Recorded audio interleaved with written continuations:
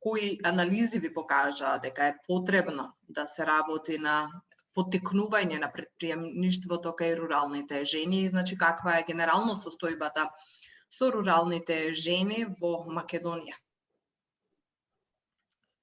А, Јас како председател на Сдруженијето за рурален развој локална акцијска група, веќе 7 години од 2014 година работиме активно на терен во руралните средини,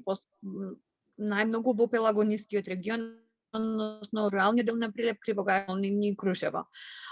Секојдневната работа на терен всушност е она што ни ги покажува индикаторите на тоа на што треба да се посветиме и што треба да направиме и што е тоа што е потребно за подобрување на квалитетот на населението во руралните средини. Како што спомнав и претходно, секојдневната работа на терен е тоа што ни покажува што треба да се направи, при што ние го користиме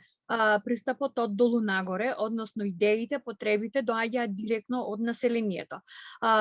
Комуникацијата со жените во руралните средини, секогаш руралните жени се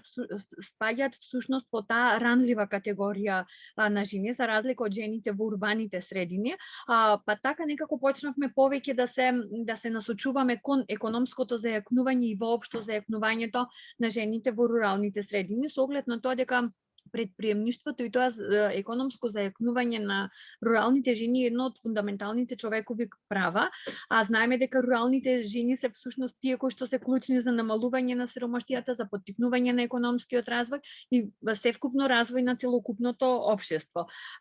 Нивното учество е особено битно во обезбедувањето на храна, на развојот на руралните средини, а од друга страна пак поддршката која што тие ја добиваат е минимална.